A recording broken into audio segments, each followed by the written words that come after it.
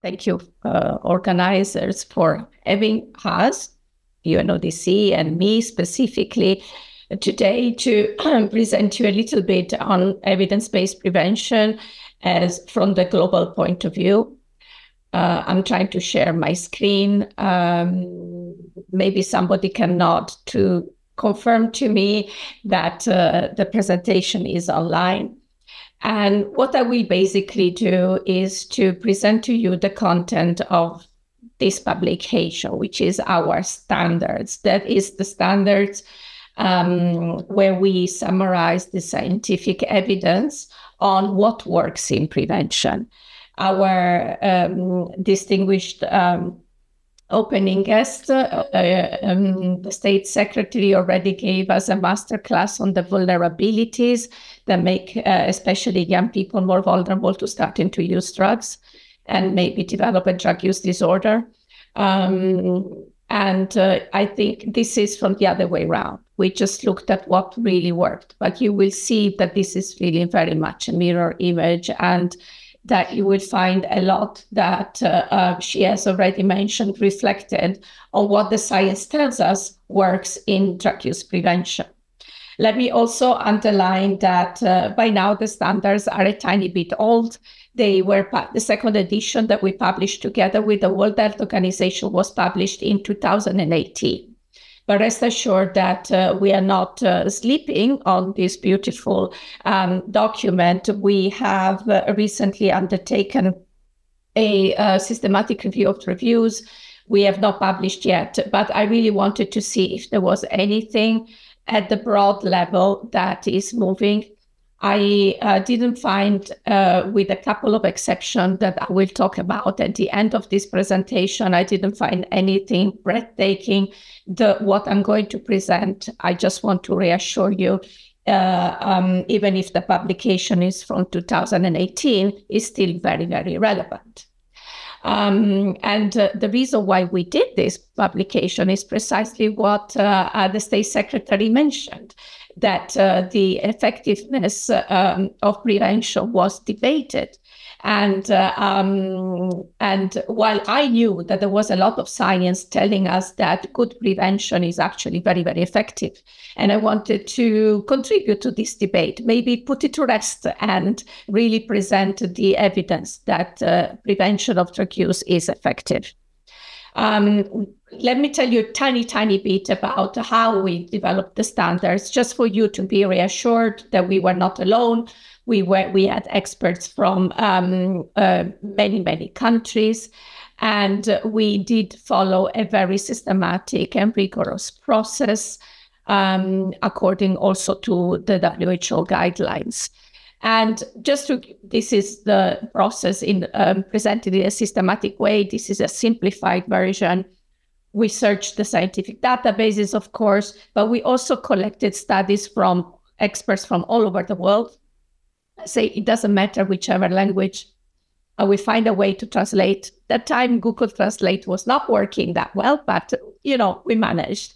And we selected the relevant studies. We selected the studies with a strong methodology, and this is at the basis of the standards. And let me show you an example of these studies, just to bring to your attention a couple of ideas. This is a study of an intervention. It's written very small here in preschool. This means that the kids that the program worked with were 2 to 5 years of age, really, really tiny. The study followed a group of kids, which is in blue, until they were, that did the program, until they were 21 years of age. And also a group of kids that did not do the program. They followed to the same age. And you can see here how at 21 years of age, by then, young people that had done the intervention, had participated in intervention in preschools, used marijuana less. There were less prevalence of teenage pregnancy and higher prevalence of enrollment into college and universities. So just to reinforce what the State Secretary was already mentioning, when we talk about prevention of drug use, this is what we are talking about. We are talking about really being effective in avoiding that people start, and if they start, to avoid that they progress to a drug use disorder. Of course, there will be people that do start, and for them, there needs to be a continuum of services, from harm reduction to treatment to recovery support, to make sure to promote and protect their health and recovery. But the standards as such, the one that I am presenting today, are really about preventing the initiation of drug use. But there are some very, very good news. So there are many strategies that have been found to be effective in preventing drug use, and not only drug use. We also know that whatever we do, evidence-based prevention is effective in preventing other risky behaviors as well. And that is, of course, if you think about it, if you think about the vulnerabilities that the State Secretary mentioned, they are at the basis of many risky behaviors, not only drug use and drug use disorders. And so it should be of no surprise that if you do prevention well, you're preventing drug use, but also other risky behaviors. You're really supporting the health and safe development of children and youth. This is the list of activities. I will not go through it in detail. We have no time, and it might also be a bit tedious. You can read the standards, of course, but I will present to you some messages. And for now, let me bring to your attention a couple of things. There are many interventions, like we were saying. There are interventions that cover all of the stages of development and adulthood. And there are interventions in many different settings that we can work on. And as I was mentioning, we are not only preventing drug use, we are preventing many risky behaviors with evidence-based prevention. And we also are saving money. Evidence-based prevention is cost-effective. I usually quote this calculation. It's a very conservative calculation. It's easy to remember, but just to say that by preventing drug use and other risky behaviors, we save the society as a whole, saves a lot in terms of health and social and crime, criminal justice costs. How does evidence-based prevention look like? Looking at my watch, I've organized this around a few messages. The first one is the earlier, the better. And this is something that is still very much not, it's not accepted. We had even a very important resolution a couple of years ago in which all of the member states of the United Nations agreed that we need to look at early prevention in early ages. But it's still not as implemented as much as it should.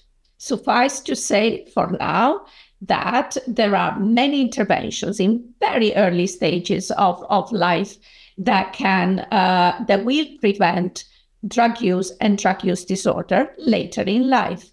So starting from when the baby is still not born, there are services for pregnant women, including treatment of drug use disorder, if any, voluntary and evidence-based, of course, supporting young mothers that are in particularly marginalized situations with prenatal visit, early childhood education. That is the graph that I just showed you. This is from a program like this. And then when the children start to go into primary school, there is a lot that can be done in the classroom environment to develop their social and emotional skills and address any early onset of mental health condition that might be appearing at that age. Second message, focus more on development, not only information. I'm almost tempted to skip this part because this is something that the State Secretary already mentioned, but it gives me the opportunity to talk about one particular kind of intervention that we think is very, very important and that precisely supports the development of children, which is parenting skills or family skills programs. These are programs that help parents to be better parents in very simple ways. No lectures like I'm doing to you now, right? But games, being together, strengthening the family bonds, giving parents those easy tips to be able to monitor and be involved in the lives of their children in a positive and effective way, and also, provide limits in appropriate and effective discipline. These kind of programs are effective in preventing substance and drug use and many other risky behaviors. They are effective in violent communities. These are data from our implementation all around the world. They are effective in very poor communities. They are effective among displaced populations. We have used this with refugees, either in camps or embedded in the life of many countries. They are the kind of prevention that more consistently benefits both girls and boys. And this is consistent with what we know of the etiology. And we have very good data from our colleagues in WHO that shows that this kind of programs are effective in preventing violence, particularly youth violence. They are effective in preventing child maltreatment and promote mental health, also in very, very difficult circumstances. And they are recommended as part of a bigger comprehensive response to domestic violence against women. So really, really powerful tool. And it's such a powerful tool that we have developed our own programs so that they are available to everybody in the public domain without having to pay costly royalties to universities. These are programs that we have been using all around the world. And I will just mention, because I know that we will go into more detail, that we are really, really proud to be partnering with the organizers of this webinar in piloting Family United in Finland. And we are really looking forward to this collaboration. We also have a lot of materials that are derived from this kind of science, and they specifically targeting parenting during very stressful circumstances and where we cannot arrive with a group program, but still there are many different ways online and not, sometimes even in the bread wrappers in refugees camps. There are many, many different ways to reach parents with tips on how to cope with their own stress in difficult circumstances and be that protective and resilience force in the life of their children.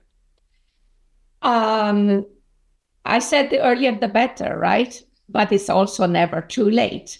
Sorry to be banging on the cliches, but of course, I don't want to give the impression that we should be doing prevention only in the early ages. They are very, very important. This prevention is not done enough, but there is a lot that can and should be done in adolescence and adulthood so that everybody's health is protected and promoted.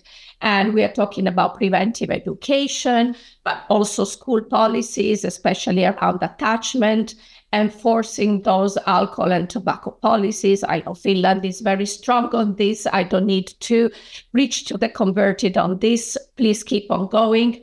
But also there is a lot that can be done in various settings, the workplace, entertainment venue, and try and reach everywhere with screening and brief intervention to find the people that have not developed a drug use disorder yet, but they have started to use and would benefit for a non-judgmental chat as to, how about your health?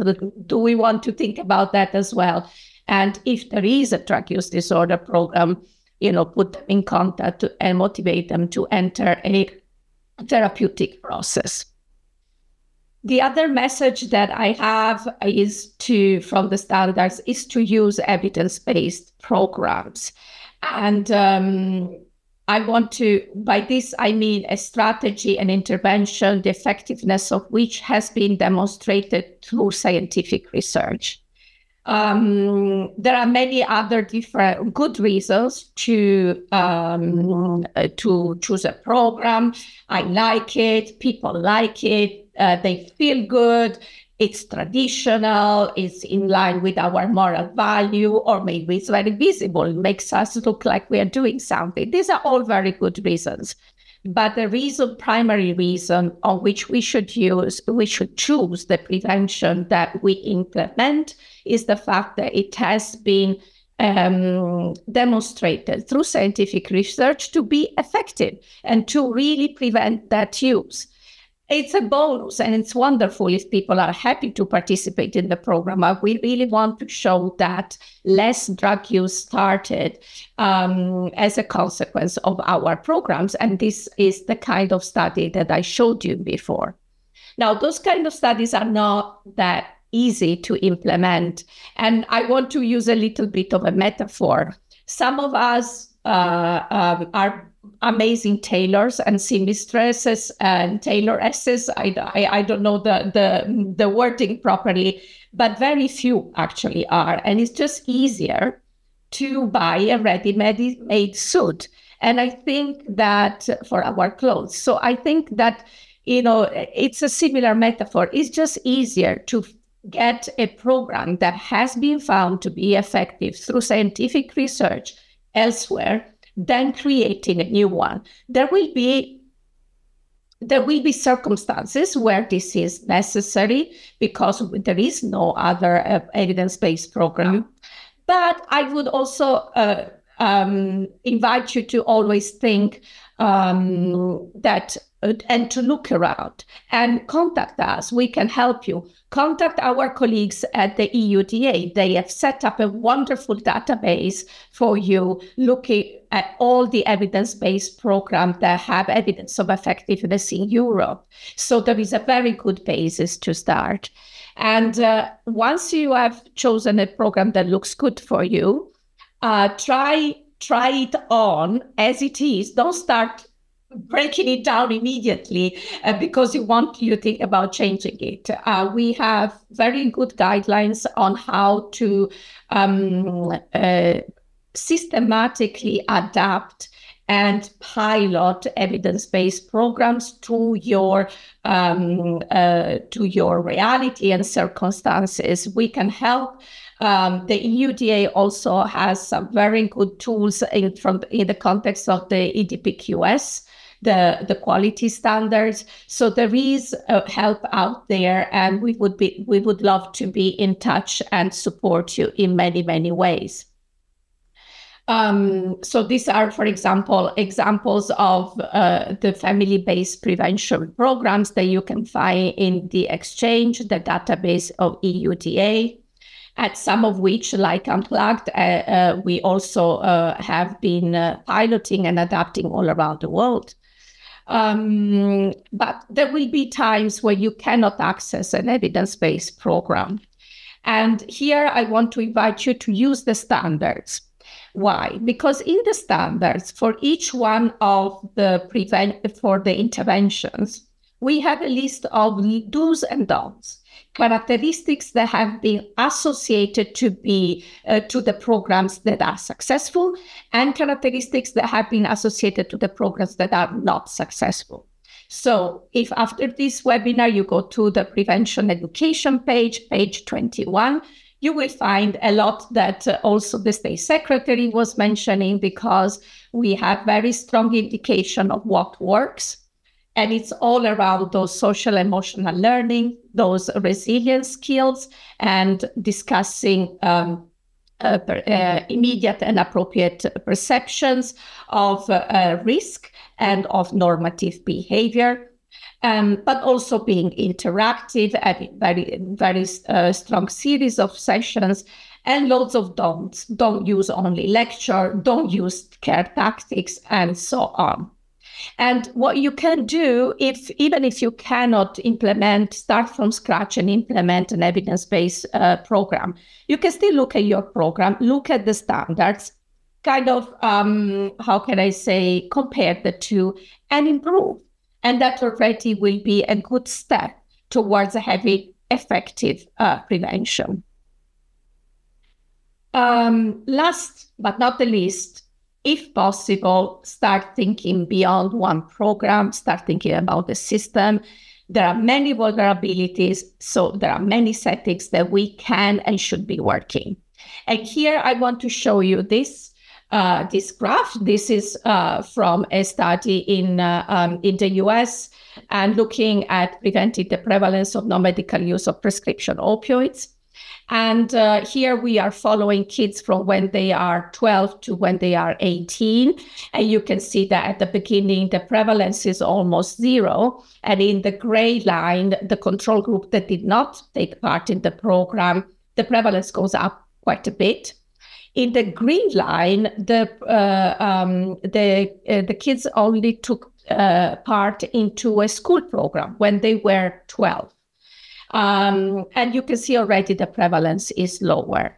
And it becomes even lower in the group of kids that took part into a school and a family-based program. And so really, I want to show you the power of the synergic power of having many different evidence-based interventions in different settings. Another thing that I want to show you from this graph, and is something that the State Secretary also mentioned, is we need to keep a long-term perspective in mind when we are talking about drug prevention. If we had done an evaluation at 1 year only, look at this, 1 year only after the program, we might have been very, very depressed. But look how waiting and following up the children showed us that there was a really strong effect from these kind of programs. Of course, you will not be able to do this kind of evaluation all the time. That's why it's good to invest in strong evaluation and then use programs all around, adapting them to local circumstances.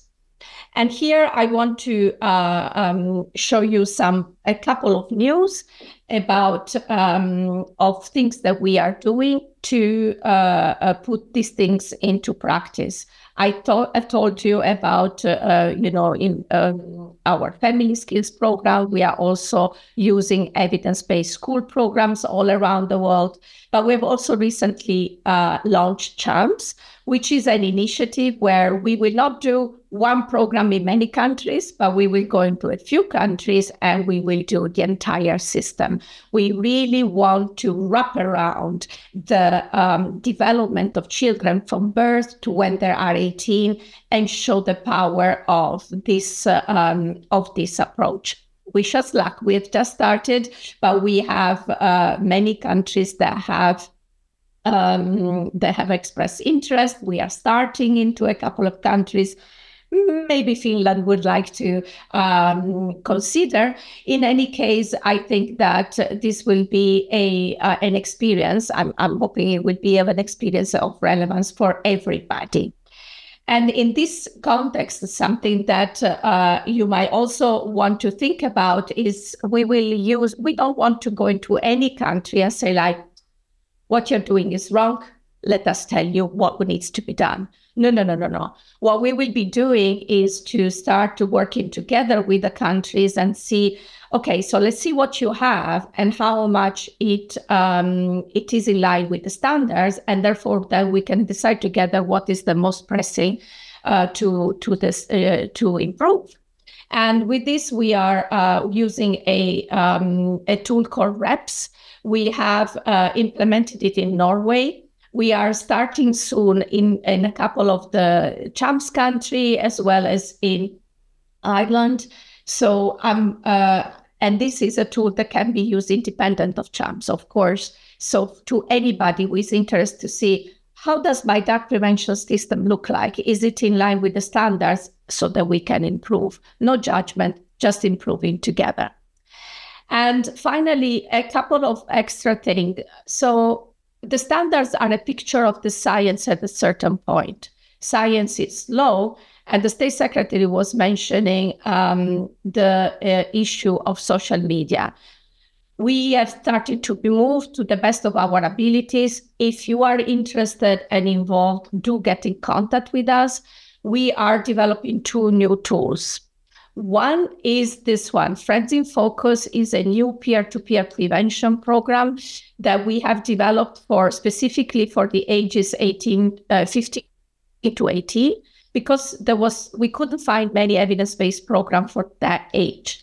And at that point, peers will take over. So we are hoping to create a new movement. We are piloting this, so watch this space. Hopefully next year I will be able to come back with some evidence of effectiveness and really be reassured that this is something that can be used.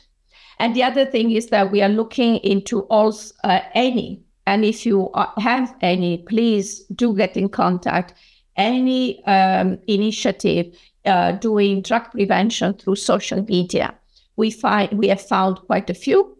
Very few are evaluated. We need to do better, and we have started working in this space. So do get in contact if you are interested, and hopefully again soon we will be able to come back to you with some ideas and guidelines. But here really this is a new frontier. We are all grappling with the same problems.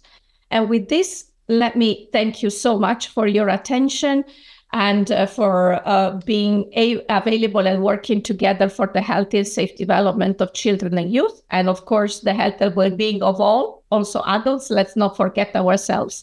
And do get in contact in any way. If you're interested, if you have questions, if you have suggestions, if you want to work together.